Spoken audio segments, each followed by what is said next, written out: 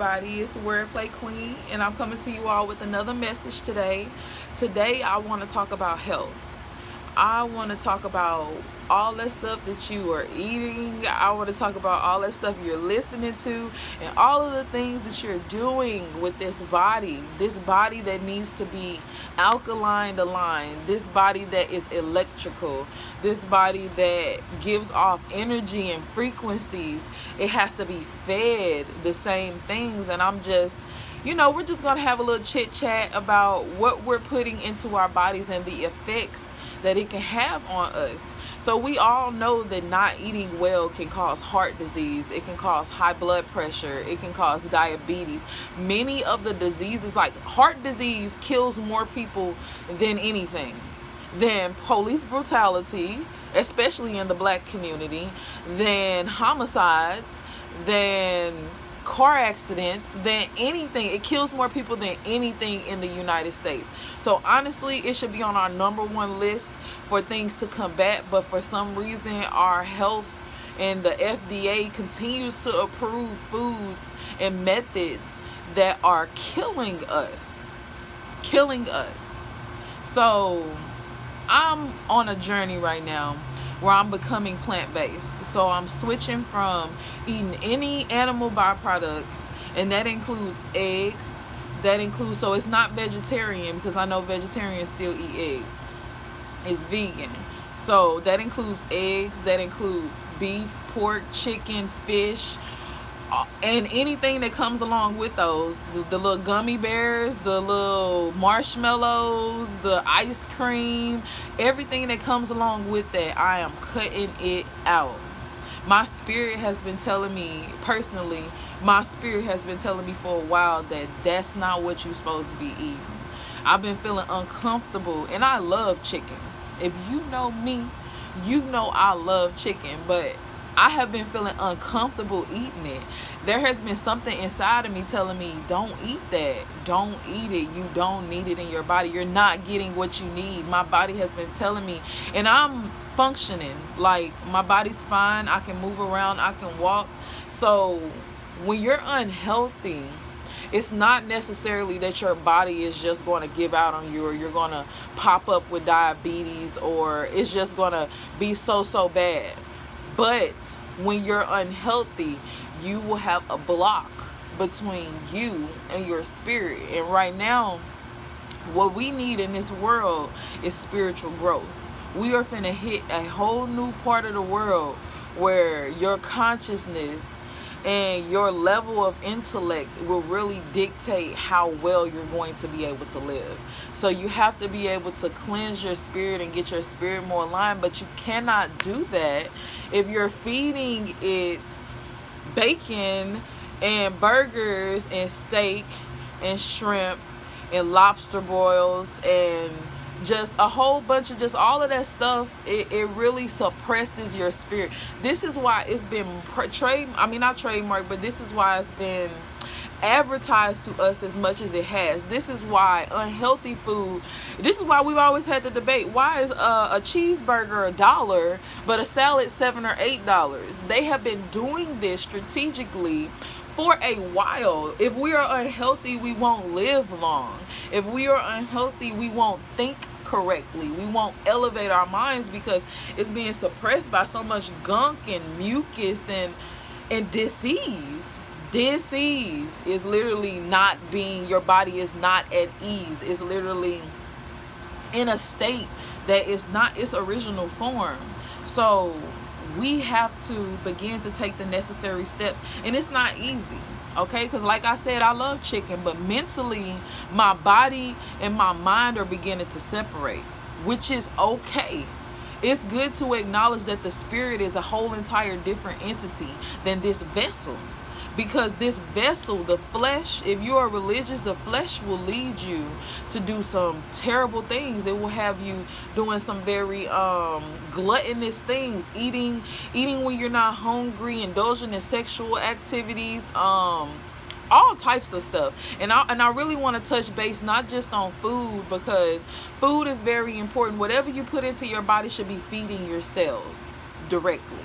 When you eat meat and you eat animal byproducts, that they put some vitamins and some chemicals in there that your body needs, but as a whole, that is not helping you. It's overworking your digestive system. It is clouding your brain and your body and your heart with mucus, which is going to end up causing you disease. Now, disease won't always come out as, like I said, high blood pressure. It won't always manifest as diabetes. Sometimes it's depression. Sometimes it's anxiety. Sometimes it's mental disorders. Sometimes it's emotional disorders. There's a whole bunch of ways for your body to not be at ease. And a lot of what the problem is that you're having with your body is reactionary to the things that you're putting inside of it. It's very important that you eat fruits and vegetables. I've literally come across people who have told me that they do not eat fruits and vegetables. I don't know what everyone's goal is, but if you're on this channel and you're listening to the things that I say on my page, then that must mean that you are after, or you desire spiritual growth. So if you want spiritual growth, you have to just begin to realize that you are what you eat. That is it's a lot of sayings that we grew up hearing that really don't make a lot of sense until you start to break them down in your mind. Like, you are what you eat. You are what you eat. If you eat animals and you eat chicken and pork and all of these things all the time, you're gonna like not have your body functioning at its fullest capacity. And don't let these people who were beefed up on protein shakes, because protein you can get from so many different things that are out in the world, this beautiful universe that we were blessed with. We were blessed with this earth that supplies us with everything we need. Everything, protein, vitamin, every biotin, everything that you need for your body to be healthy, your hair to be long, your nails to grow, you to gain muscle mass. It all comes from plants. Me and my boyfriend, he likes specifically to use the gorilla as an example, because that is a massive animal. And a lot of us have, not all of us, because a lot of us have the Eve gene. We all have the Eve gene. If you don't know what that is, you should look that up. But they are plant-based. A gorilla is plant-based. It eats nothing but plants. It has the teeth to do other things just like we do, but it only eats plants. And it's literally one of the strongest animals. So much muscle, and it does that from plants, because you can too. You can too. You don't need anything else. You don't need no powder. You just have to find the correct balance for your body, because everybody is different. Everybody absorbs the nutrients differently. So you just have to find the correct balance for yourself. And if anybody is looking for recipes on how to transition from eating meat to being plant-based, just hit me up in my inbox. I found a way to make boneless chicken, put a sauce on it. It's good. I found a way to still do my meatballs and my meatloaf, because I love hearty, comfort food. So I still want to eat that. And you can, with all the plants and all the vegetables and fruits, jackfruit, cauliflower. Like, these are very diverse things, and you can do so much with them. And then it brings you back to, okay, so now you're not eating processed food anymore. Now you're not eating animal byproducts and genetically modified. You don't want to eat anything that they clearly put on a box and said, well, it's not real. We made it in a lab, but here you go, still put it in your body. You don't want to eat that. High fructose corn syrup, all the red dyes. Stop eating Takis. Like, the list could go on and on, but like, I could give you all some recipes. If that is what you're like, I don't even know where to start, hit me up and let me help you with that, because, and I'll do that completely for free. We can chat about it. We can see, like, do you eat breakfast? Because I have breakfast ideas, smoothie bowls, berries, all the berries, oh my goodness, you all, it's just so many ways to do so many things. And I had in my mind, like, I wasn't going to like it at first, but you really have to stop telling yourself what you can and can't do when you haven't even tried it yet. You have to give it a good, I would say, start at 7 days, no meat. just plants, just maybe smoothies. Give your body a detox, just waters and teas. But I would say shoot for the stars with this one, y'all, and try 30 days. If you try 30 days, being very mindful of what you put in your body, no genetically modified food, no no animals, only plants and fruits and vegetables. Just tell me, and then come back and tell me after 30 days if you can do that. And it's okay to have a few hiccups throughout that 30 days, but really try to make it 25 out of 30. That you hit the mark and you eat right. And tell me, when you go back to eating meat, do it feel the same? It won't. I'm telling you, it won't. So that's the first part. I really just wanted to touch base because, man, it's like when you eat a cow or a chicken, we know how they're treated on the farms, okay? It doesn't matter if it says organic or not. They're overbreeding these animals. They're killing them inhumanely. When you kill an animal and you're about to eat it, you should bless that animal while you're killing it. You should, like, thank the earth for thank the animal for supplying you with food. It's like a process of killing a being, a entity, and then ingesting it into your body. That being had a life inside of it, possibly, debatably, a spirit. So you just ate something, in the way they're manufactured out there before they get to our grocery stores. They're probably tortured, raped, kids have been stole from them, so they're depressed, they're anxious, and then they kill it, which all of that adrenaline, all those reactions is still in its blood and in its meat. And then they bring it to us after it had touched 1,000 hands, which they all probably have spiritual demons and different energies and things going on. And then it makes it to you, and then you cook it up in your house. God forbid you don't say a prayer over it, and then you eat it.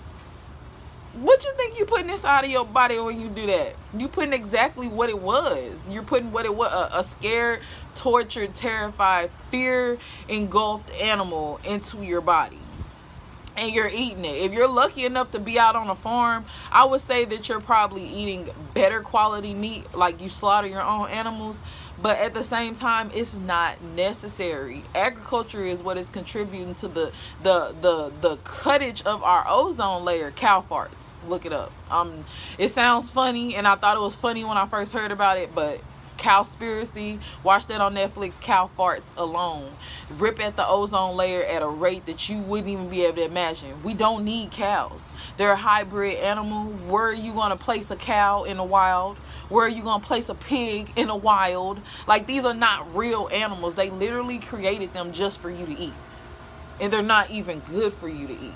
They use pig blood in vaccines, and we don't agree with those, right? So I just don't know. A lot of it has to do with suppression of your spirit and your mind. And once you grasp that, you're not going to want to eat it no more. You're going to look at it and you're going to be like, ew. You're going to, you're not judge other people who do eat it, but you're going to be like, yeah, that ain't for me. I'm finna go eat this salad. I'm finna go eat this wrap. It's just, and then it's just so many substitutes to food. You're not going to be missing out on anything. Trust me, baby, because I'm still thick. I got to get in the gym now that I changed my diet, because the thickness ain't going nowhere, because that's how well you can still eat while being vegan. So I want to touch base on that part of what you're putting in your body, but also I wanted to talk a little bit about sex and music and friendships, because these are all other things that affect us physically too. And we ingest these things too. And we don't realize, or maybe we're not really paying attention to, the effects that has on our physical body. So when it comes to sex, we like it. If you've had it, most of the time you like it. If it was not against your will or something like that, you liked it, and you probably want to continue to have it. But sex is through this physical body, but it's linked to our spirit. So every time that you orgasm, or every time that you come, you dispense a little bit of yourself, and I'm talking about men and women. And so this act across the animal kingdom is normally for reproduction. It's only with humans do we get this much pleasure from it. So thank you for that. But it's not to be done excessively and with many people, because it can begin to tear down your spirit. And and if you're an exceptionally like an empath or a very sensitive person, it can cause you to have depression, anxiety. You're going to feel whatever that person was feeling that you are letting dispense, or you are dispensing into. It's an amazing connect. Do you know the synapses that go off in your brain when you have sex? It's like you should die, honestly. Like all the different things that go off in your mind, but really it's your spirit, y'all spirits doing a dance almost, and like doing like this for a second, like real quick like that. So you don't want to do that too often, because it sends out a burst of energy, and your energy is something that you always want to take care of and cradle like a baby. Like you want to make sure that you're nourishing it, you're protecting your energy, and you're not just giving it to anyone, because when you do that, you lose pieces of yourself. I really don't care what anyone says. Hypersexual people and people who tend to have more sex also tend to be more anxious, more depressed. They tend to be living double lives where they act like, to me and you, that they're okay with all of this sex and shaking booty and letting people touch them and stuff. But in reality, it bothers them. It bothers them at the core. And it bothers them because that's their spirit telling them that they're not okay with what the body is doing. So that's just important, because our sexual being, like who we are sexually, can be very empowering. It can make us feel very good. It offers us much pleasure, but it's really only to be shared with a significant person and for a significant reason, which is reproduction. And if it's just being done willy-nilly, if you're sending out that sexual energy just willy-nilly, I'm just going to let you know that you will probably end up with less in the end. You'll probably feel like it deep. And I'm not talking about what anyone can see, but if you can relate, I'm talking about deep up in here, up in your heart chakra. You're gonna feel it, and you want to just save that stuff. When you listening to certain kind of music, or maybe you have negative friends, you just have to be careful what you are allowing to come into your body, your space, and be around your spiritual energy, because it can affect you in negative ways, the same way food can, the same way snack cakes and ice cream and hot wings every night and fries and all of these fats and trans fats and processed sugars, the same way that can slowly kill you. Negative interactions with people, spiritual dispenses that you're not really prepared for, which is sex, and just having energies around you that are not working in accordance with your growth, it can wear and tear on this body. You can die from stress. You can die from heartache almost. So you want to just protect your body. Let your mind protect your body. If you feel and you know that something isn't right and it doesn't really sit well with you, don't just go with the motion of it. Don't just go with that flow. Like, it's okay sometimes to disrupt things when it's not aligning with your spirit. Especially as I'm transitioning, you're going to have to learn how to say no a lot. You're going to have to learn how to put your foot down on your growth, your spiritual growth path, because there are going to be a lot of distractions. There are going to be a lot of things that's going to try to come in you, whether it's the music, the toxic people, or the toxic food. You just have to be diligent and aware that all of these distractors are here, but you're not going to be distracted, because you have a goal and you're going to achieve it, and you're going to elevate and you're going to grow, so that you can tell other people about your journey and how magnificent it is once you start to make the transition. It's not easy, but it's necessary steps that we have to make spiritually, so that we can be prepared for what is about to happen to this world. We are about to ascend. I won't go too much into that, because that's a whole nother video, but the transition, we can all feel the shift. We just got to answer its call. We just got to mirror its call. We can't be afraid. We got to step up to the plate. Like, the future is going to require you to be different. The future is going to require that you change. If you're not willing to change, it's okay, because change is difficult. But if you're the type of person who understands that with change can come growth, this is for you. You got this. You got it. I just wanted to send you out a little reminder that be mindful of the things you ingest. And thank you for tuning in. This has been Wordplay Queen, coming to y'all with a message about health. Health is wealth, and I want you all to live a long time with me, okay? We have so much that we got to accomplish. I hope that you all have a great rest of your day, night, week, and be blessed. Peace.